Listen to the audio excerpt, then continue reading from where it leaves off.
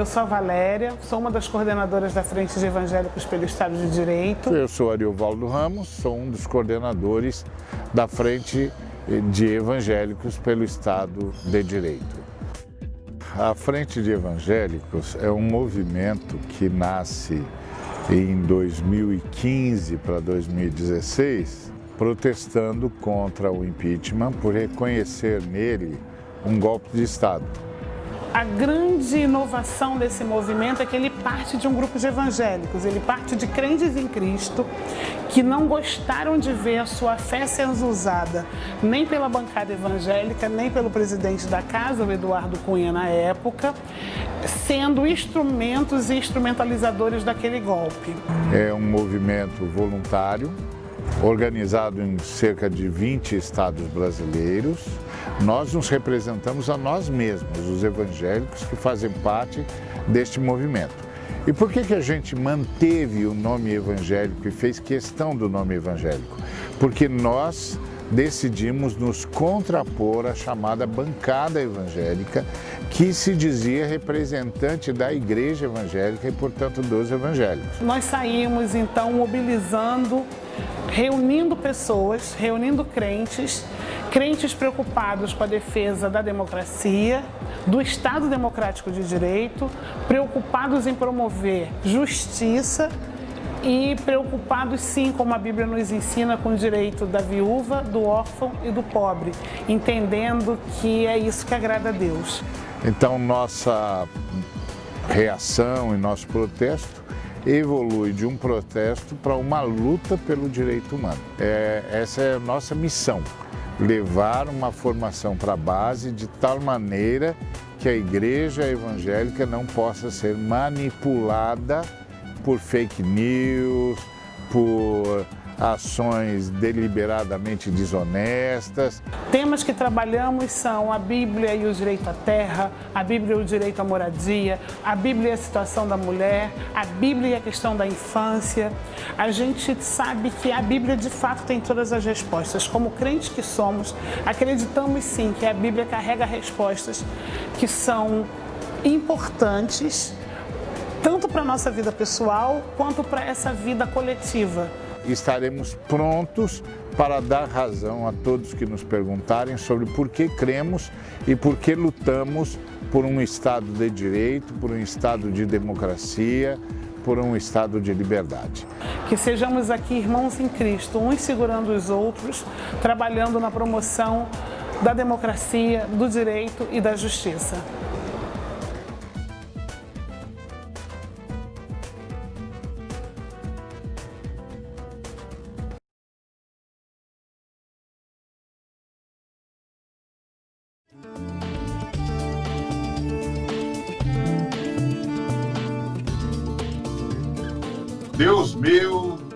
Deus meu, onde estás que não respondes? Embuçado nos céus, há 2000 anos te mandei meu grito, que debalde corre o infinito. Deus meu, onde estás que não respondes? De quando em quando, poetas e profetas perguntam a Deus onde ele está. E de quando em quando, o povo todo pergunta a Deus onde ele está. E nós estamos nesse momento que muita gente, diante da pandemia, pergunta: Deus meu, onde estás? Nós vamos falar sobre isso daqui para frente.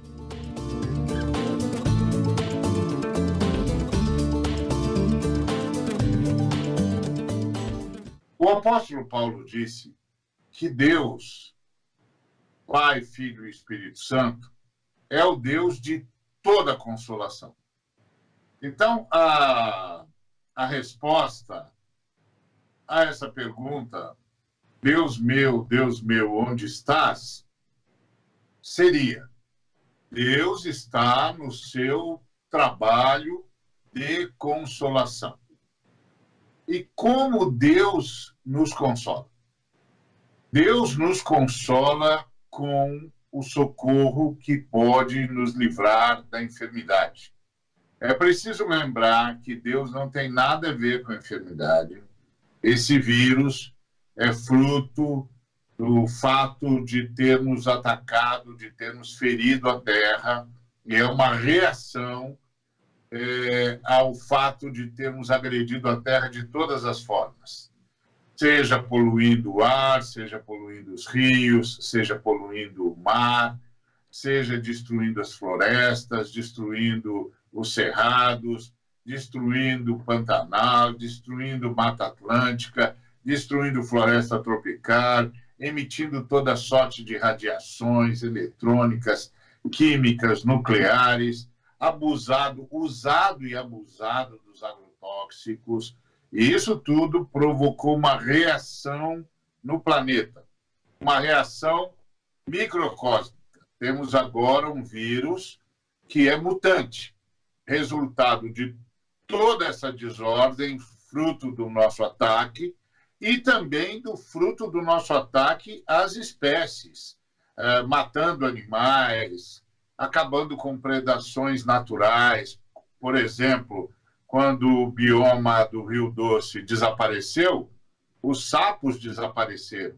Com o desaparecimento dos sapos, as moscas que transmitem a febre amarela voltaram e não tinha quem as devorasse, não tinha quem as destruísse, e a febre amarela voltou. Então, são coisas assim que acontecem quando a Terra é agredida. E dessa vez, nossa agressão foi ampla, foi muito profunda, e nós estamos enfrentando um vírus que não tínhamos detectado ainda e que é mutante. É mutante, já estamos na 19ª mutação, pelo menos, e um vírus complexo, a gente não sabe o comportamento dele. E aí, como Deus está fazendo agora? Deus está nos consolando. E como Deus nos consola? Deus nos consola com o trabalho da ciência. Deus nos consola com o trabalho da medicina. Deus nos consola com o trabalho dos cientistas, tentando descobrir uma vacina. Deus nos consola com a capacidade da ciência nos dar orientações precisas sobre como devemos nos comportar para evitar o contágio. Deus está sempre nos consolando. Ele nos consola da existência, que é difícil, que é tribulosa. Ele nos consola da injustiça e ele nos consola da morte, sempre nos apresentando a sua redenção, nos apresentando o seu projeto de justiça para um universo novo e sempre nos apresentando a possibilidade da ressurreição. E isso tudo nos movimenta na história contra a maldade, lutando sempre pela vida. Então, agora, nosso grande desafio, nosso grande chamado é sermos cooperadores de todos aqueles que estão lutando pela vida e sermos solidários com todos aqueles que precisam de ajuda para lutar pela vida. Seja distribuindo alimentos aos que têm fome, kits de higienização para os que precisam, seja cooperando com as organizações não governamentais sérias que estão fazendo essa distribuição séria de víveres, de cestas básicas, ou seja, cooperando com quem seriamente está lutando pela vida e cuidando da gente. E não se esquecendo de estar com as pessoas que estão em quarentena, porque isolamento não precisa ser solidão. Agora é a hora de ligar para todo mundo, de levar uma palavra de consolo, uma palavra de paz, de orarmos uns pelos outros e de cooperarmos com toda a humanidade no combate ao vírus, obedecendo as regras, os pedidos, as orientações das autoridades sanitárias e fazendo o possível para ajudar todos e todas que precisam de socorro. Por isso, é muito estranho quando a gente ouve, por exemplo, falar de pastores que fizeram um manifesto contra a ciência. ou de pastores que estão pedindo que sejam reabertas seus locais de reunião para fazer reuniões presenciais. É muito estranho ouvir isso, porque isso não colabora com a vida. Isso não é lutar pela vida, pelo contrário, isso colabora com a morte. E atacar a ciência é assustador. Não é hora de fazer isso. Pelo contrário, é hora de apoiarmos aqueles que nos ajudam, de sermos gratos aos médicos, às enfermeiras, aos cientistas, a todos os profissionais de saúde que estão nos ajudando a combater o coronavírus. E eu gostaria de ler para você um texto que nós escrevemos de gratidão aos nossos médicos, aos nossos enfermeiros, enfim, as pessoas que nós, de fato, agora devemos minimamente gratidão. Minimamente gratidão nós devemos a essas pessoas nesse momento. Então, eu quero ler para você, para compartilhar com você esse momento de gratidão a essa gente que está nos socorrendo, que está nos ajudando. E diz assim: você de branco com o estetoscópio, você de branco com medicamento, você no meio de tanto lamento, você que no meio de tanto lamento luta contra monstro no microscópio. Você perdeu colegas de caminho e já não tem os leitos que queria, nem o respirador que chegaria, e sem tempo para ter um carinho, tendo de decidir a quem acolhe, contendo lágrimas a cada morte e grato por cada recuperado.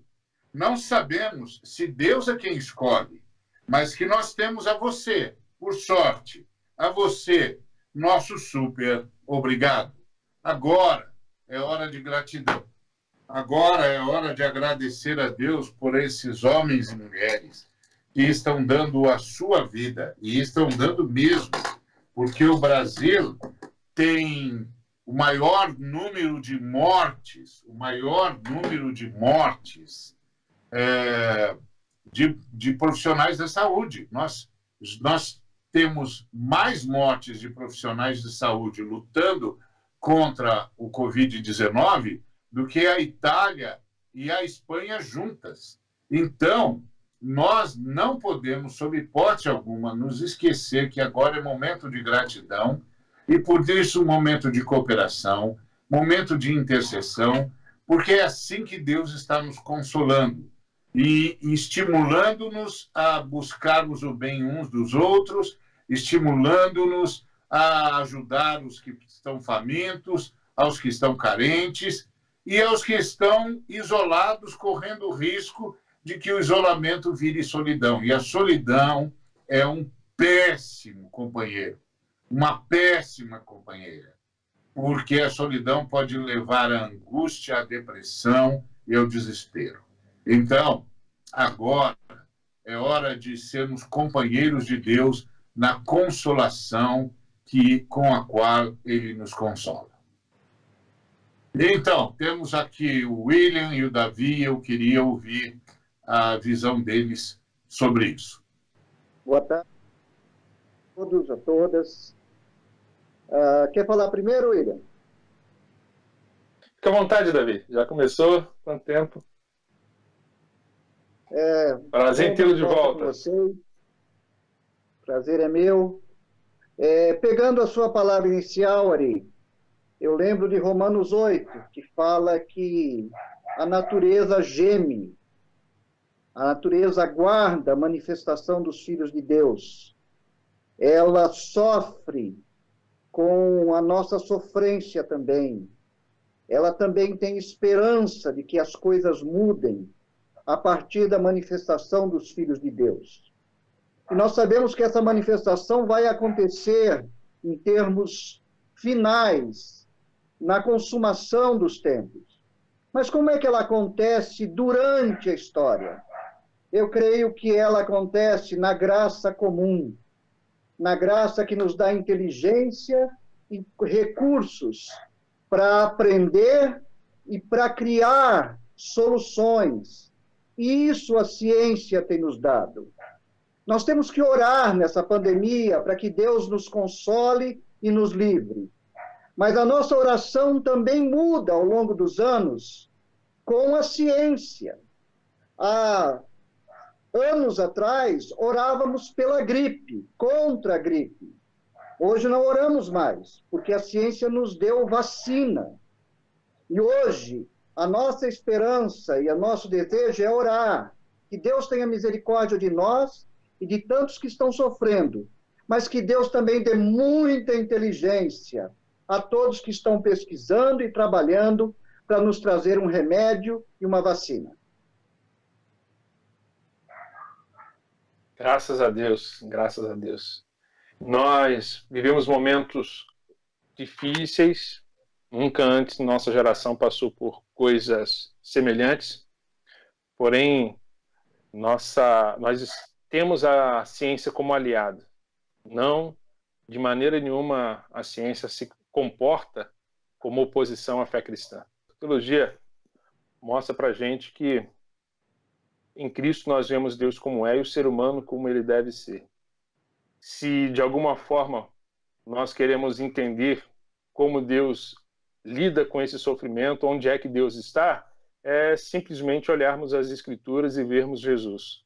De que maneira Jesus reage ante ao sofrimento humano? De que maneira Jesus se vê, ou de que maneira ele reage realmente ante ao sofrimento humano, ante ao desastre. Quando Jesus encontra uma mãe chorando devido ao seu filho que acabara de morrer, de que maneira ele reage? A Bíblia diz que ele teve íntima compaixão. Quando seu amigo Lázaro ele recebe a notícia que ele está morto, Jesus faz diferente do executivo da nação. Ele chora. Então, se formos observar de que maneira, onde é que Deus está em Cristo. E quando olhamos as Escrituras Sagradas, mais adiante, na palavra de João, ele diz que a Trindade, o Deus Santo, é amor. Então, se queremos verdadeiramente tentar encontrar Deus nesses dias, onde é que Ele está, é simplesmente ver onde há o amor. Deus está aí, amando. Deus está consolando. Como o Ari trouxe no início, Ele é o Deus de todas as consolações. O Espírito de Deus está atuando em várias pessoas, trazendo a consolação necessária. Então, onde é que podemos ver Deus? Deus está aí. Não naquele que nega a pandemia, não naquele que nega a peste, mas Deus está aí.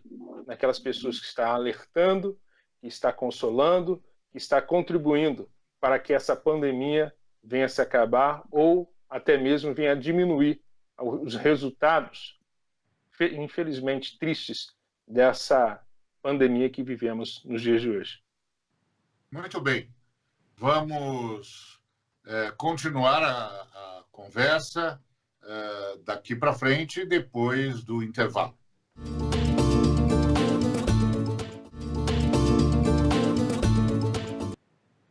Muito bem, voltamos para conversar sobre a presença de Deus entre nós no meio dessa angústia.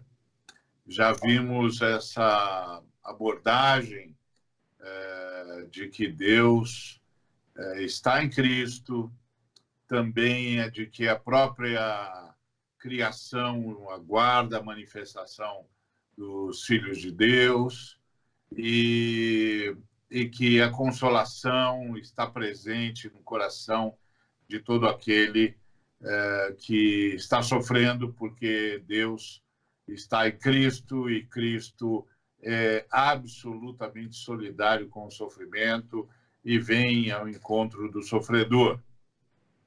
E a grande pergunta, então, é por que há pastores que se insurgiram contra a ciência ou insistem em reunir o povo presencialmente na sua igreja? Por acaso esses pastores não sabem que a vida é mais importante do que quaisquer outras necessidades e que agora é hora de consolar o povo e não a hora de colocar o povo em estado de risco? Eu queria ouvir mais ainda, tanto o William quanto o Davi, sobre isso. O que está acontecendo? Como é que a gente explica isso? Como a gente explica pastores fazendo manifestos contra a ciência ou provocando situação de risco para o povo ao convocá-lo para reuniões presenciais? Como é que vocês veem isso? Por favor, Começo Davi. eu? É muito triste e complicado isso. Eu acredito que há uma parcela de líderes cristãos que realmente não têm conhecimento. Eles precisavam ler, estudar a própria palavra, mas também eu tinha um professor no seminário que dizia que a gente precisa tomar cuidado com o homem de um livro só. E alguns pastores se jactam de serem os homens só da Bíblia. Só que a Bíblia é um livro que nos remete a todo o conhecimento e a toda a verdade.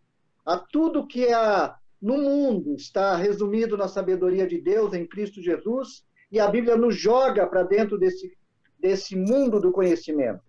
Então, ser pessoas de um livro só não significa ser anti-ciência. Pelo contrário, é a fé cristã, a fé genuína em Jesus Cristo que fez a ciência florescer aos níveis que nós temos hoje. Então, um pouco é ignorância. Outro pouco é mau caráter mesmo. Há pastores que são pastores de si mesmos, e não pastores das ovelhas. Querem a lã, a carne e a gordura das ovelhas, como diz Ezequiel, mas não querem servi-las e protegê-las do lobo e do devorador e da erva daninha e do mosquito que traz praga sobre elas. Então, há maus pastores e há falsos pastores. Por isso, o povo de Deus hoje precisa de muito discernimento. Precisa de voltar à palavra, voltar a ouvir aqueles que mostram Jesus. E onde está Jesus hoje? Jesus está, como em Mateus 25, naquele que vai visitar o encarcerado, naquele que vai servir o doente. E nesses dias de pandemia, não são só os médicos e enfermeiros. Nós temos que lembrar dos agentes funerários, homens que estão todo dia lidando com a morte e com muito respeito. Temos um presidente que disse que não é coveiro, e ele não é, porque ele não merece ser coveiro. Coveiro é um homem digno, que lida com o sofrimento de todo mundo todo dia. As pessoas que trabalham nas ambulâncias, os agentes de limpeza dos hospitais. Olhemos para essas pessoas e vejamos nelas Jesus Cristo. E aí nós não vamos nos enganar com esses falsos pastores. Verdade. Voltando a essa ideia da ciência, o próprio Agostinho entendia a ciência como um ato basicamente, de iluminação divina. Ele tinha essa compreensão.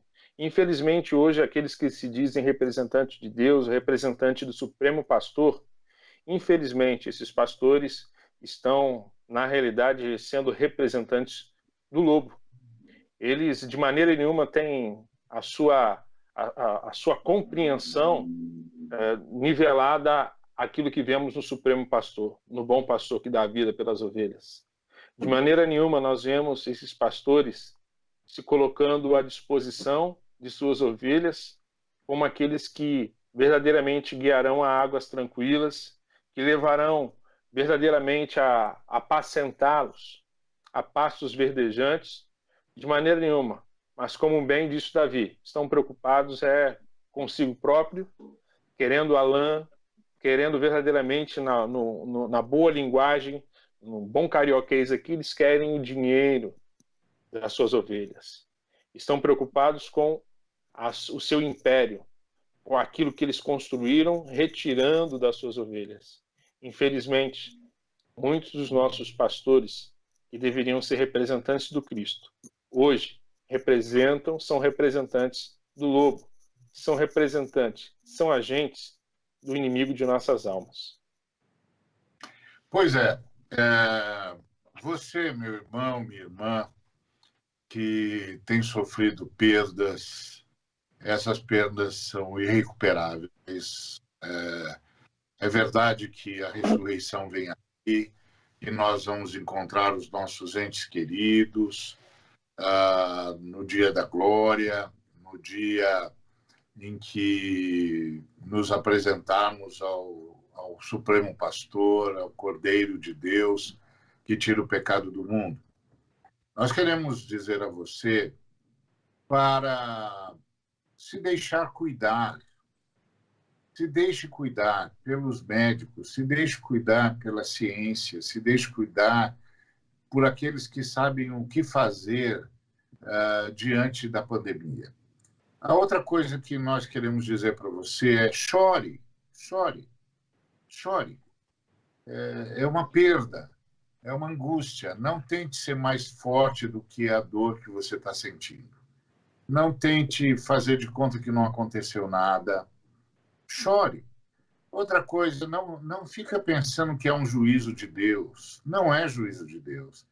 É o resultado de um equívoco nosso, humano, na história, na economia, na forma como nós tratamos a criação, na forma como nós tratamos o meio ambiente. Não é um juízo de Deus. E Deus está do nosso lado para nos livrar daquilo que nós mesmos produzimos. Então, chora, pode sentir toda a dor, entregue essa dor nas mãos de Jesus, ele vai estar ao seu lado. O William citou Jesus chegando onde estava a família de Lázaro, e a primeira coisa que ele fez foi chorar. Inclusive, o versículo mais curto da Bíblia, dizem todos, né? Jesus chorou. Ele foi e chorou. Ele sentiu toda a dor do ambiente, a angústia da morte, a angústia da perda, e chorou. Também, no caso do filho daquela senhora viúva da aldeia de Naim, as Escrituras, como o William já chamou-nos a atenção, fala da compaixão de Jesus. E ele chegou lá e se compadeceu. Então, ele também está se compadecendo de nós. Agora, nós somos responsáveis pelo que nós fizemos. O Senhor Jesus nos ajuda a assumir também essa responsabilidade. O Senhor disse a Noé que iria manter a causalidade na terra, que haveria chuva, que haveria sol, que haveria inverno, que haveria verão, que haveria dia, que haveria noite, e que haveria sementeira e colheita, de modo que nós vamos colher o que nós semeamos. O profeta disse: vocês semeiam ventos e vocês vão colher tempestades. Então, hoje estamos colhendo tempestade, mas o amor de Deus está conosco e estará sempre. E aí a oração, como o Davi falou, nossa oração é pedindo que o Senhor console os enlutados. Obviamente pedimos que o Senhor cure os que ainda estão enfermos, que Ele os socorra, mas nós pedimos veementemente ao Senhor que ilumine a ciência, que ilumine os cientistas, os médicos, os enfermeiros, e que sustente todos aqueles que estão sendo convocados para esse momento, como os coveiros, que o Davi citou, que estão sendo demandados de forma intensa, lamentavelmente, e tantos outros, os garis que estão tendo de recolher os dejetos, os detritos, inclusive dos hospitais. A quarentena produz muito mais lixo. Ou seja, um sem número de pessoas está sendo convocada para que a gente ataque esse vírus.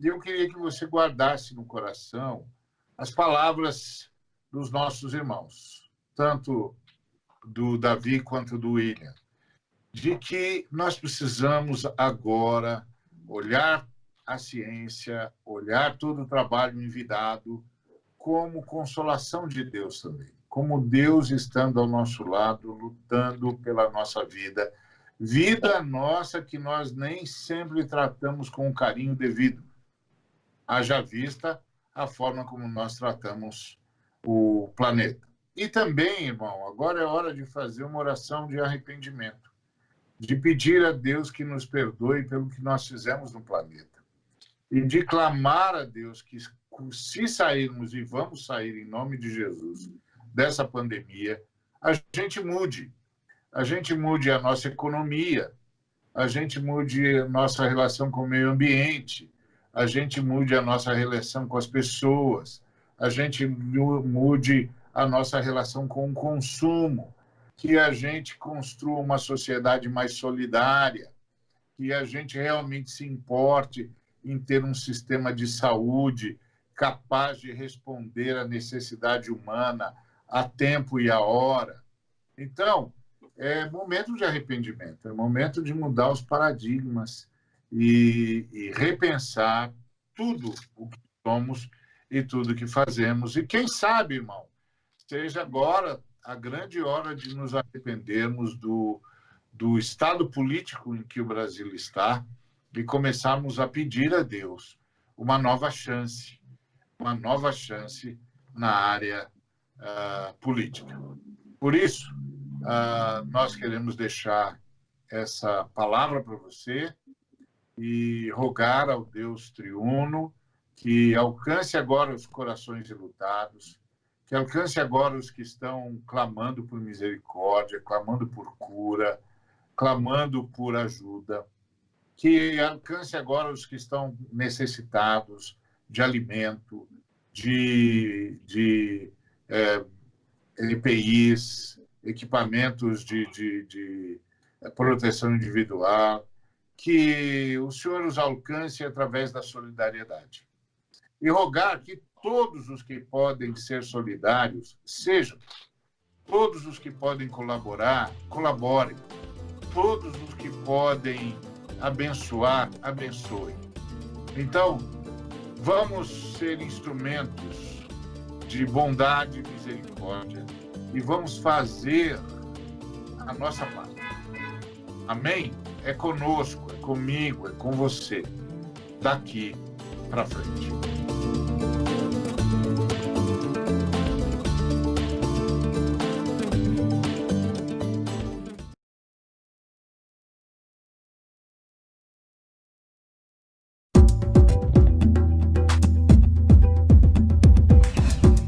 Eu sou a Valéria, sou uma das coordenadoras da Frente de Evangélicos pelo Estado de Direito. Eu sou Ariovaldo Ramos, sou um dos coordenadores da Frente de Evangélicos pelo Estado de Direito.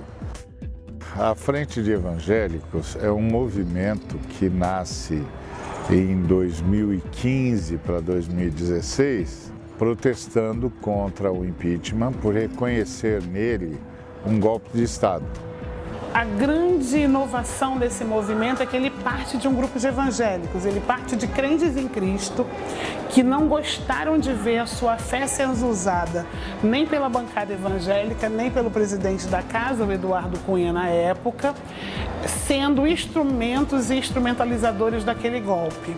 É um movimento voluntário, organizado em cerca de 20 estados brasileiros.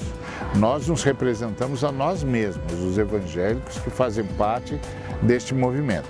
E por que a gente manteve o nome evangélico e fez questão do nome evangélico?